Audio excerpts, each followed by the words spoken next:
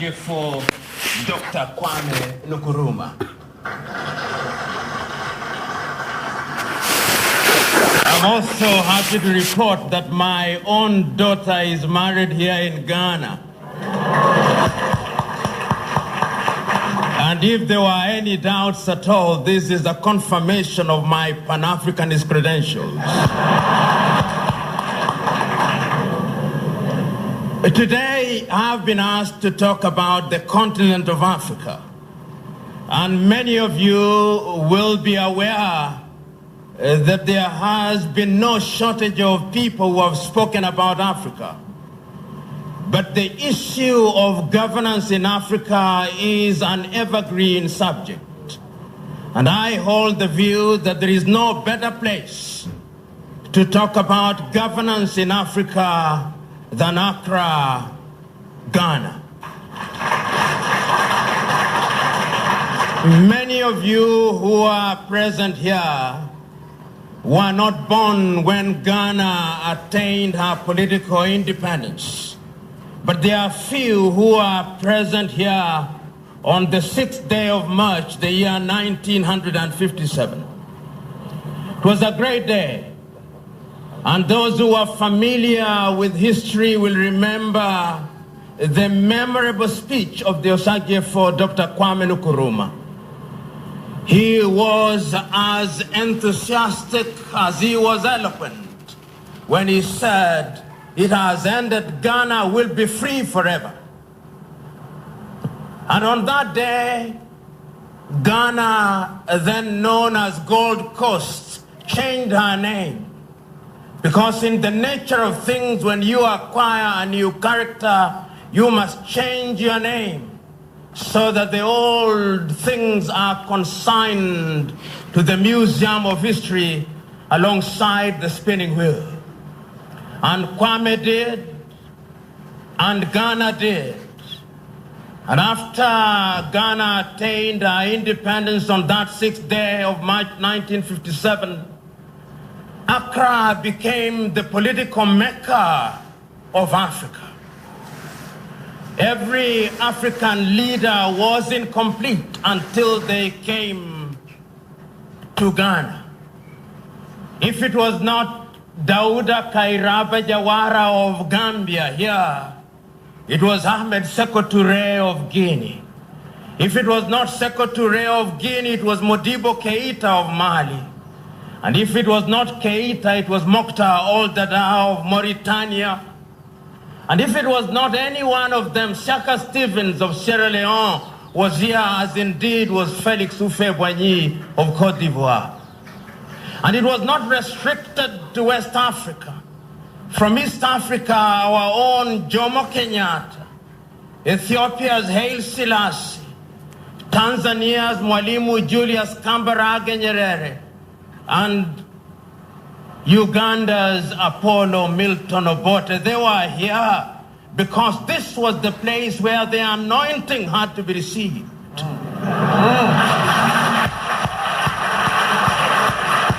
And it was not the preserve of East Africa, the man for whom I am named, Patrice Emery Lumumba, in his moments of doubt came here. And from the Central Africa, he was not the only one. Kenneth David Kaunda of Zambia was here, as indeed was Ngwazi Dr. Hastings Kamuzubanda of Malawi. Even those who are not close to independence, from Mozambique, Eduardo Mondlane was here, as indeed Samora Moises Machel. In Angola, Agostino Neto was here, as Holden Roberto was here, as Jonas Mailheiro Savimbi was also here. Those who knew that they would not attain independence in the near future, Sam Nujoma came from Namibia, as indeed did Andim Bahaman Toivo ya Toivo. Nelson Mandela was here. This was the home of freedom. And Kwame Nkrumah said that the decolonization project would be incomplete if indeed the other African leaders were not free.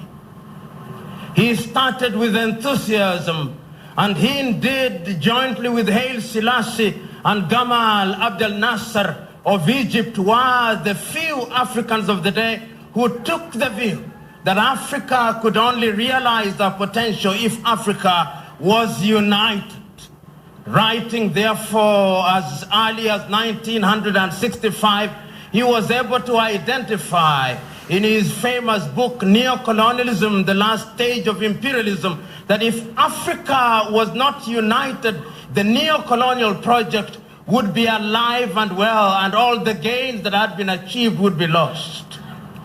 But earlier than that, the Osagyefo assembled 32 African leaders in Addis Ababa, Ethiopia. And if you read his speech on that day, on the 24th day of March 1963, the sense of urgency, he appealed to the leaders present at that forum. He cajoled them, unite now. Let us not live here without one Africa, where there is no restriction of borders, where there are no visas, where we have one currency. Let us not live here without one army. Let us not live here without our unity. But they listened to him not.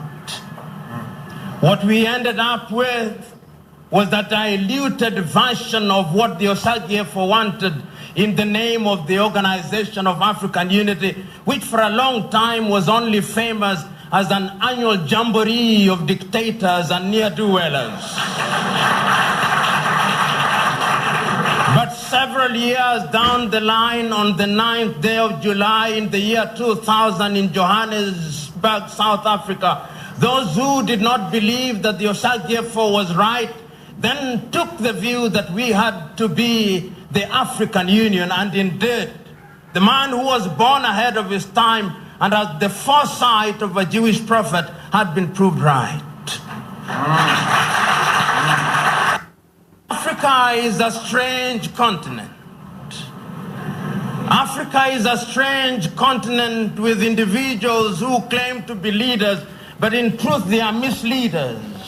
Africa is a strange continent, a continent that does not recognize that which is valuable. Africa is a strange continent.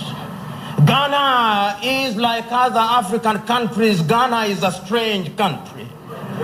As indeed Nigeria is a strange country. No sooner had we attained our political independence than the neo-colonial project started to rear its ugly head.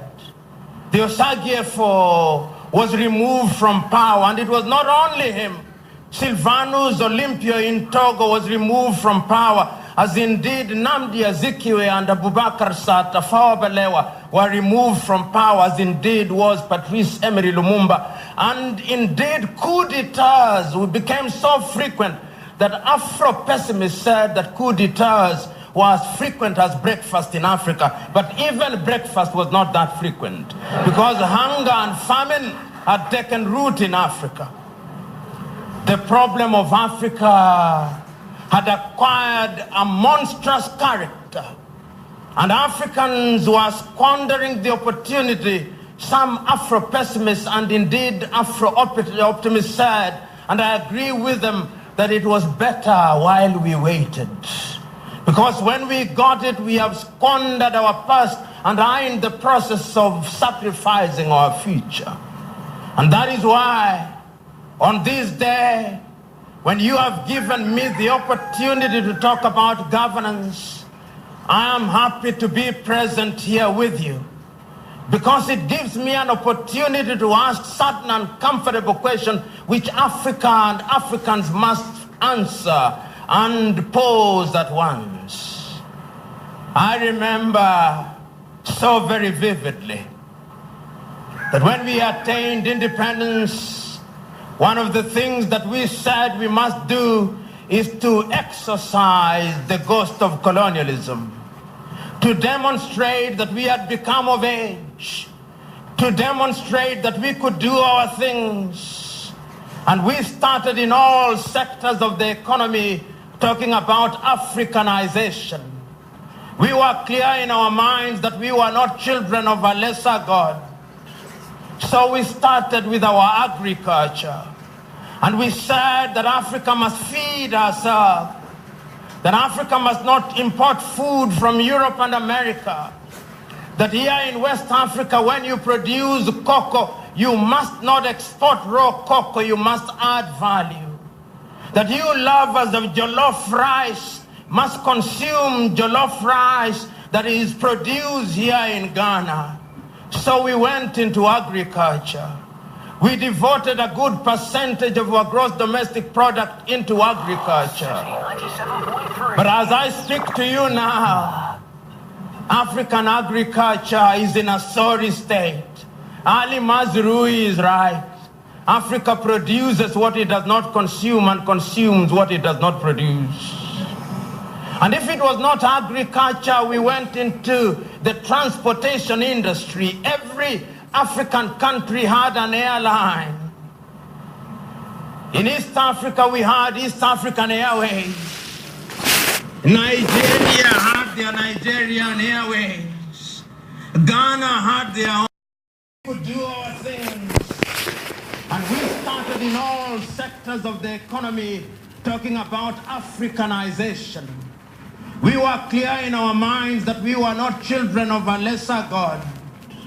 So we started with our agriculture. And we said that Africa must feed herself. That Africa must not import food from Europe and America. That here in West Africa, when you produce cocoa, you must not export raw cocoa, you must add value. That you lovers of jollof rice must consume jollof rice that is produced here in Ghana. So we went into agriculture. We devoted a good percentage of our gross domestic product into agriculture. But as I speak to you now, African agriculture is in a sorry state. Ali Mazrui is right.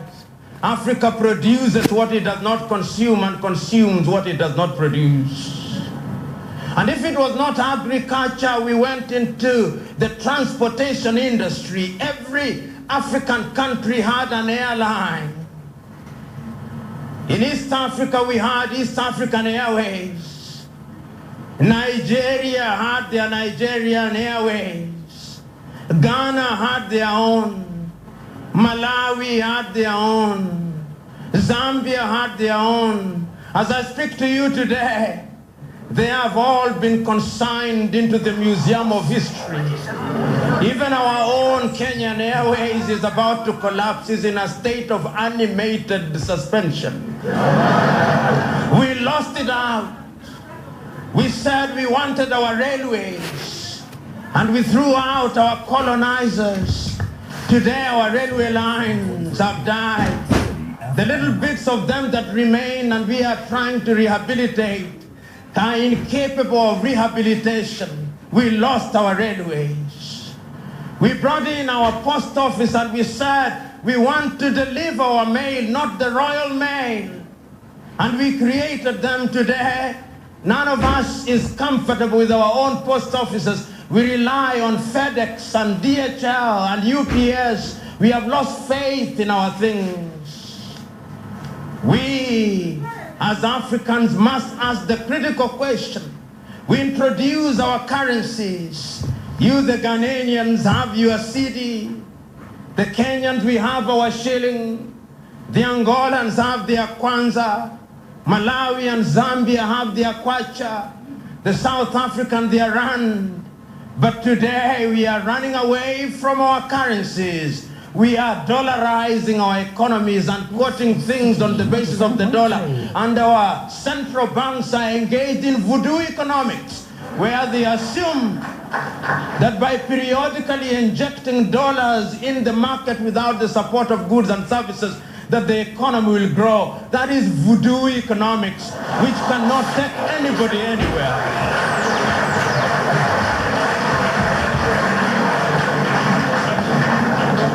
Today, 97.3. Africa continues to punch below our economic weight. The 1 billion of us, the best that we can do is to generate goods and services that is no more than $1.2 trillion. The same size as the economy of Brazil and the economy of Russia. We are not a significant player in the affairs of the world. Whenever we are invited to the dinner table of civilized nations, it is only as a favor and for tokenist purposes. Our presidents may receive 21 gun salutes, but is only humoring us. In truth, we are not treated as equals. And all this is because when we have been given the opportunity to govern ourselves, we have demonstrated that we are incapable. And we who have been given the opportunity to create systems that can run our countries, we have the penchant of bastardizing and making the absurd normal. That is the African tragedy. Africa will only liberate herself when her young men and women and our old men and women are capable of asking critical questions. Today, many African leaders are famous for the wrong things. Many African leaders, without being diplomatic about it, are thieves. Many African systems are simply kakistocratic regimes, the government of the least qualified.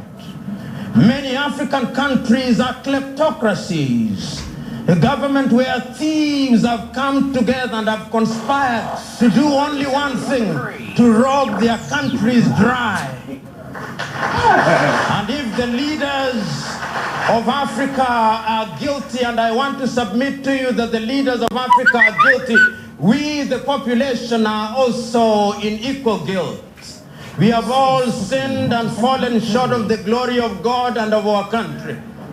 Because whenever we are given an opportunity to engage in elections, we elect individuals on the basis of their ethnic extraction and on the basis of the depth of their pockets. The question is, should we even be allowed to vote? This is an uncomfortable question, but it's a question that we must now ask. Many African countries are engaged in something that we call democracy. But what is democracy when democracy is franchised in Paris in the same way that French fries are franchised to us?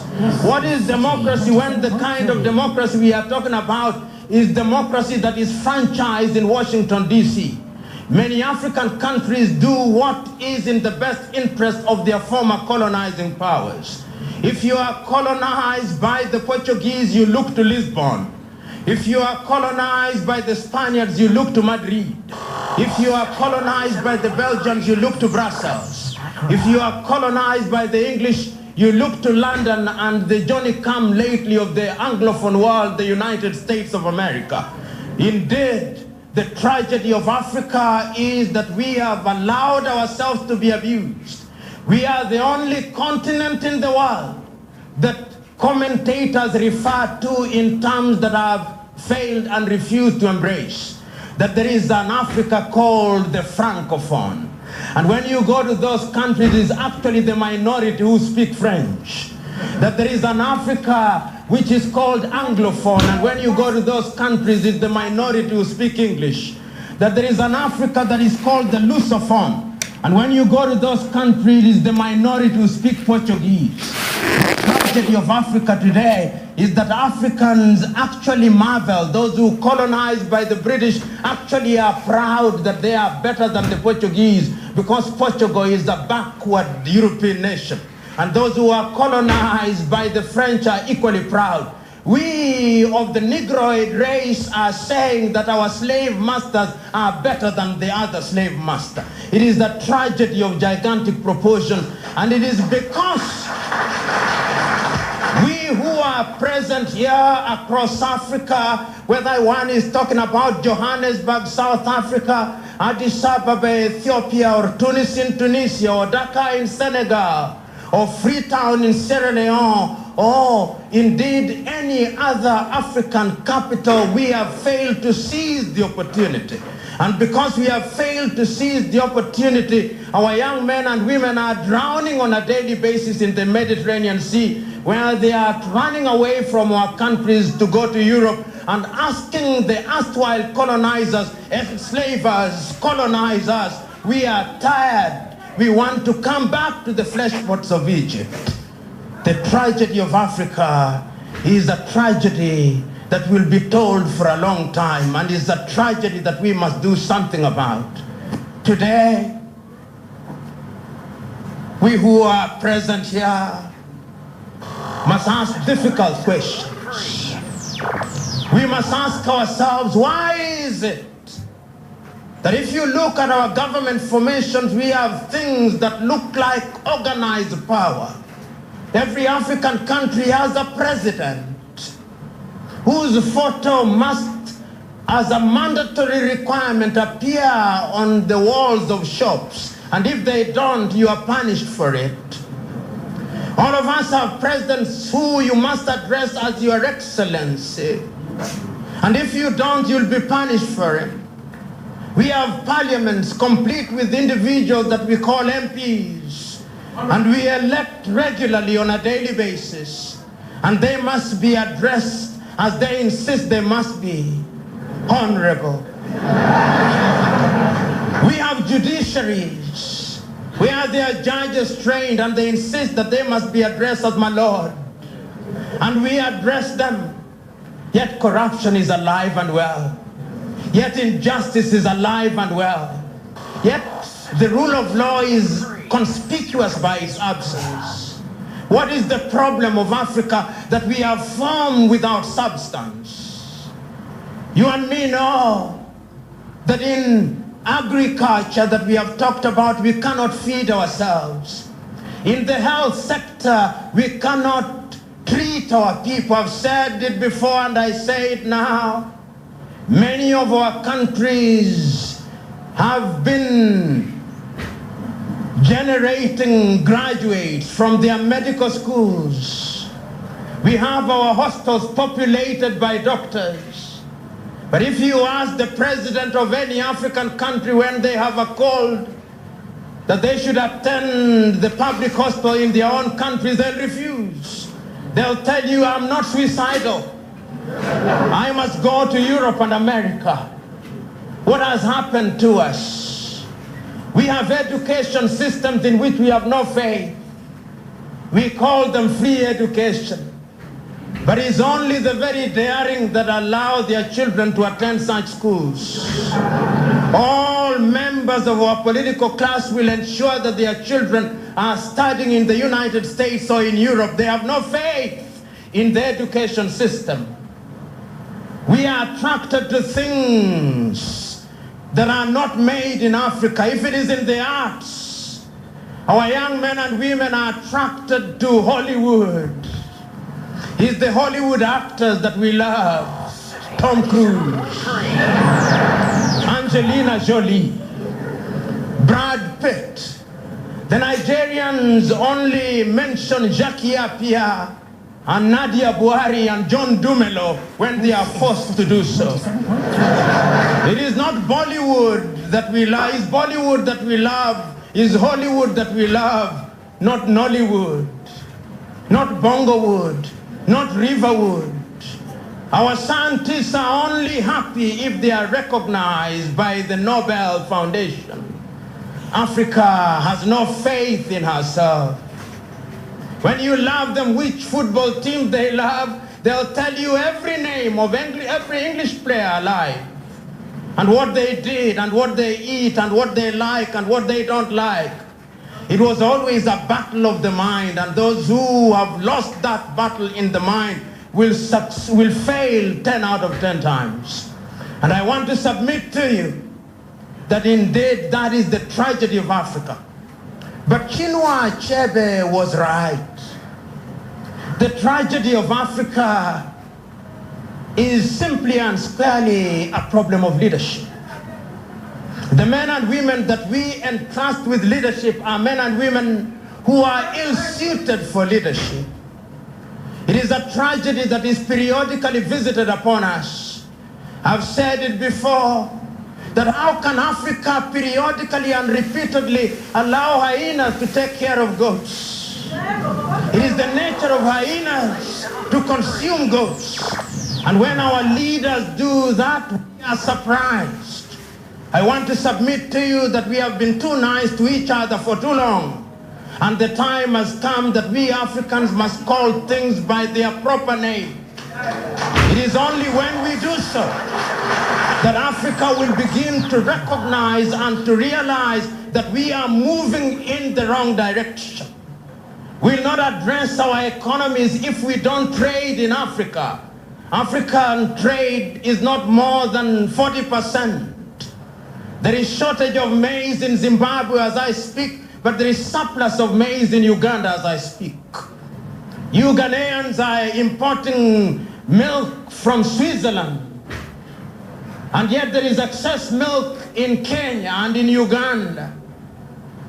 In this very hotel, last evening, I told a friend of mine at the reception that when you look very keenly, the time zones of New York are indicated.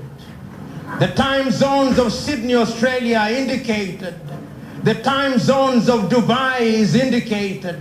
The time zone of Johannesburg is indicated. I would have thought that they indicated the time zones of Nairobi, Kenya, of Addis Ababa in Ethiopia, and of Dakar in Senegal. But no, our default natural inclination is to the colonizers.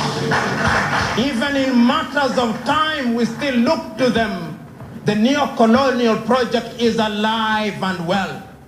The neo-colonial project is being fed by our docility and our ignorance. The neo-colonial project is becoming a monster that is going to consume us. You know, Africa has suffered. Not so long ago, from a historical standpoint, Africans were taken out of this continent. Over half the population of Africa was taken out of this continent. You only have to go to the point of no return in Dakar, Senegal, to appreciate man's inhumanity to man. Africans were taken to Europe and America to fuel the engine of the emerging agrarian industry in Europe and America. Africa lost it then.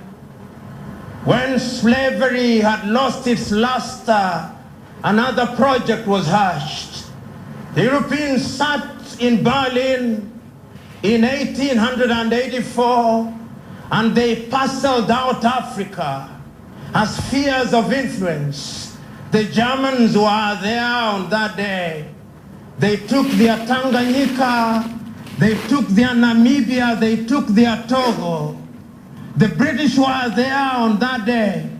They took their Nigeria, they took their Ghana, they took their Sierra Leone. Even the Americans were there earlier. They brought their former slaves to Liberia. They were there. The Spaniards were there. They took their Equatorial Guinea and they took their Sahrawi. They were there. The Belgians were there. They took their Congo and they took their Rwanda, Urundi. They were there. The Italians were there. They tried to take Ethiopia. They did not succeed, but they took their Somalia. They took their Libya. They were there. And that project ended up in colonization. And the conflicts that we have there can be traced to that past. But once again, it was the Osagyefo Kwame Nkrumah speaking in Cairo in 1964 who said, let us not disturb the boundaries that we have, because when we begin to do so, tell me, which country will not be at war with which one? And we accepted those boundaries and we are with them. But the point I'm trying to make is that we were colonized. Then we started recognizing that we had to free ourselves. And I can hear the voice of black men throughout the world saying that we must free ourselves. I can hear the voice of Marcus Garvey of Jamaica. I can hear the voice of W.E.B. Du Bois in the United States of America. saying we must be free, I can hear those voices being joined by the voices of Kwame Nkrumah, of Kambarage Nyerere, and of Gamal Abdel Nasser. And I can see us gaining our freedom. And I can see us holding the promise that we shall govern ourselves well. And I can hear Kwame Nkrumah say, let us not look east nor west, let us look forward. And I can hear Nkrumah with Josip Broz Tito of Yugoslavia and Jawaharlal Nehru of India say that we are not looking neither east nor west. We are going to form our own body, the non-aligned movement. We will be non-aligned and positively neutral. I can hear them so very loudly. But the question is, when they rise up today, Kwame Nkrumah, when he rises up, Ahmed Seko Toure, when he rises up, Kambarage Nyerere, when he rises up, Ahmed Ben Bella, when he rises up, Patrice Emery Lumumba, when he rises up, Amadou Ahidjo, when he rises up, Mandela, when he rises up, what will we see? Doom so, doom so.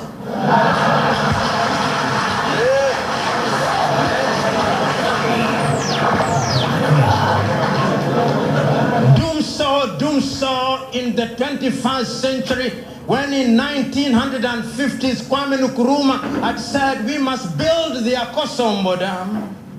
When in 1960 Gamal Abdel Nasser said we must build the Aswan High Dam. When in 1960 Patrice Emery Lumumba had said we must build the Inga Dam. When in 1960s Haile Selassie had said we must build the Gibe Dam. In the 21st century, doom so, doom so. And it's not only in Ghana. In Gambia, they may call it by another name, but it's doom so, doom so. In Kenya, they may call it by another name, but it's doom so, doom so. In Tanzania, they may call it Mgao or Umeme, but it's doom so, doom so. This doomsorization of African countries must stop.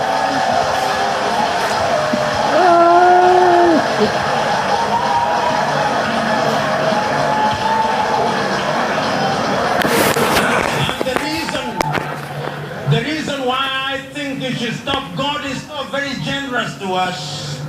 This is the only continent that has the sun throughout. This is the only continent that has wind throughout.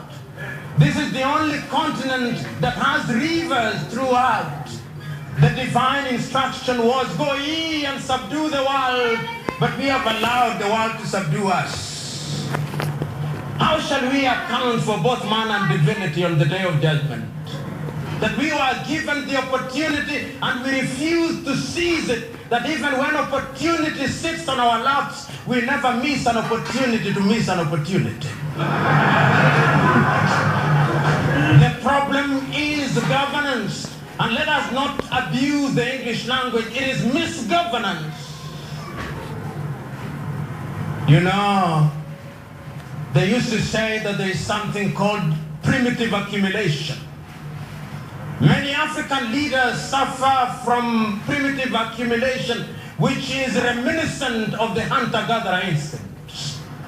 If in the Middle Ages we hunted and gathered wild animals, the things that we now hunt and gather are houses and cars and money. And the tragedy is that we keep them in Europe and America, we keep them in Switzerland, we don't even tell our wives, and when we die, the Swiss enjoy them. Our creed is greed. This is the tragedy. But we know where the problem is. Beyond the lamentation, what must we do going forward? Because this is the question. A great European writer, Arthur Koestler, writing his book, Darkness at Noon, says that the tragedy of the world is that sometimes when you diagnose the disease and you think you have an antidote and you apply the antidote, a new wound appears. There was a time in Africa when we thought that our problem was disunity, and we thought that one-party states would solve our problems. We applied that balm and a new wound appeared. The new wound was personified in Africa in different people: Mobutu Sese Seko Kukumbendu wa Zambanga, the man who bestrode the Congolese territory like a colossus. He thought he was God's gift to Zaire. But when he died, he did not even have a piece of earth to be buried in. His mortal remains lie in Morocco. It is a lesson to African leaders. Then we thought that the military would solve our problems, and we don't. Africans are good at dancing at every opportunity. When we were expelling the first generation leaders, we danced. When the military came in, we danced. When they went out, we danced. When the guerrilla leaders came in, we danced. When they went out, we danced. When we elect our leaders, we dance. When they mess up, we dance. We must stop dancing.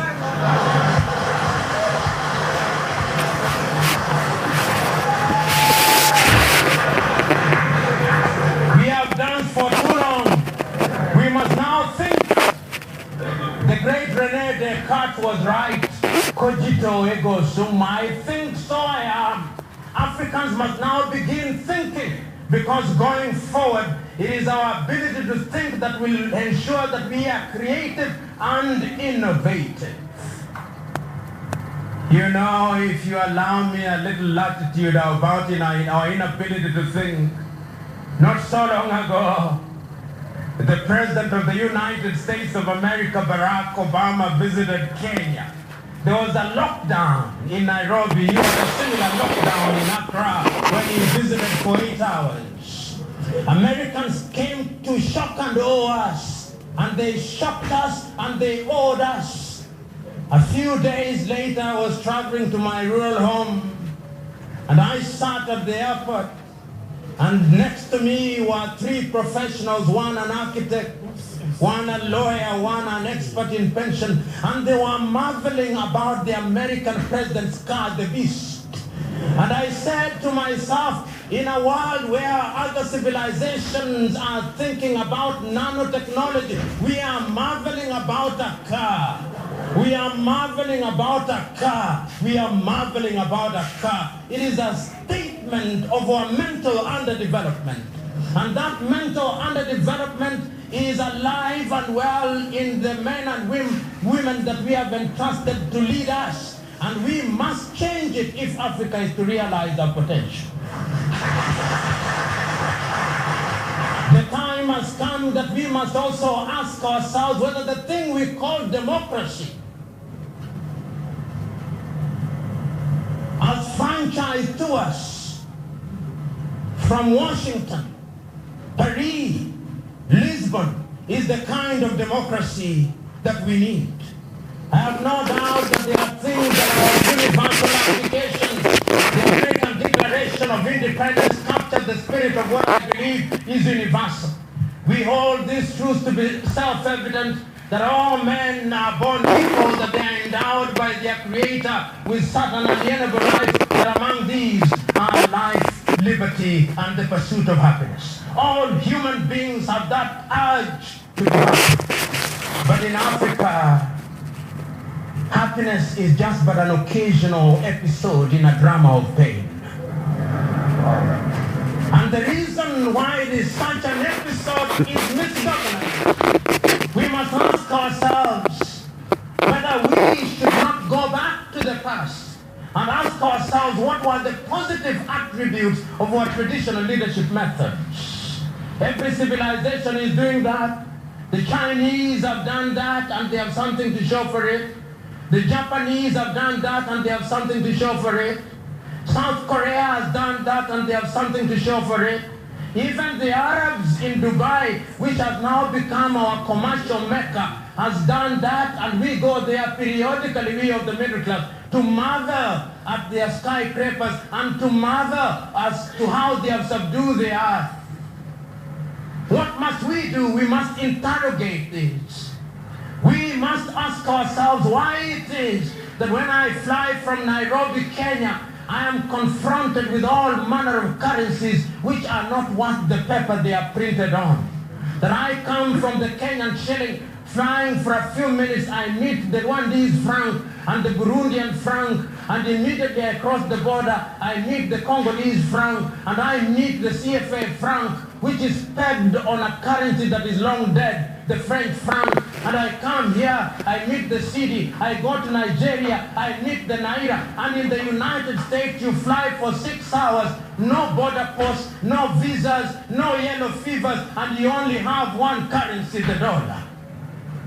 These are painful questions, but we must ask them, because it is only when we ask them that we will be able to answer in the right way. Africa must ask difficult questions. There are those who say that those who ask these questions are armchair theorists. But the last time I checked, the entire race for changing humanity is a relay race. There are those who must theorize from the armchair. There are those who must verbalize and rhetoricize from the pulpit. And there are those who must seize the spirit and begin the movement. And there are those who must implement. It is a relay race. Those who plant the seed must allow others to water the seed. And those who water the seed must allow those who will prune it. And those who will enjoy the shade are different. Each one of us has a duty and an opportunity to change Africa. But the other thing that bedevils Africa is the thing called corruption. Writing in the year 2012, the editor of the New African says in the editorial, how I wish that one day Africans would be able to say, like it is said of death in the Bible, corruption, where is thy sting? Where is thy sting, corruption? Because in those days we will have eliminated corruption. Today, in Africa, we hang the goat thieves and elect the big thieves into public office. That is the African problem. We call them by different names. Economic crime, they are thieves. Let us call spades spades. We vilify little thieves in our villages and deify the big thieves. Even in places of worship, when a thief enters the church, even the pastor pauses for a minute. And the sermon is then changed appropriately. If indeed the pastor was saying, how difficult shall it be for a rich man to enter the kingdom of heaven, as it would be difficult for a camel to enter the eye of the needle. Immediately the rich thief comes in, he converts and says, and to those who do not have, even the little that they have, shall be taken away, and it shall be given to those who have.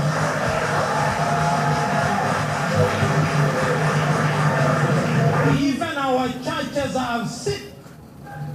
And the church does not mean the clergy, the church means the laity and the clergy.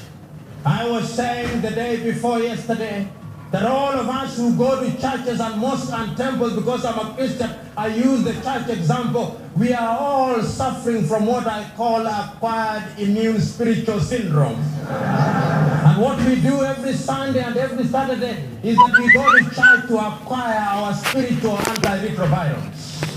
The question is, are they effective? Because we steal for 6 days and repent on the 7th day. That is not acceptable. The time has come, and to use an African proverb, African leaders have now stolen until the owner of the goat can now see that goats are missing. The goats are missing, and we must do something to return our goats. One can go on and on. But is it not Christ who said we should not be Pharisaic? what we are saying is known. So we must change our agriculture, we must change our education, we must change our health. But remember that the only thing that we must do is to change ourselves. The great Chinua Achebe says that Africans suffer from something he calls the cargo cult mentality. The belief by backward people that without any effort on their part, all the things that they have always desired will land in their pot of hope. We want to get the things that require effort without effort. We cannot do that. We cannot get those things which are under the bed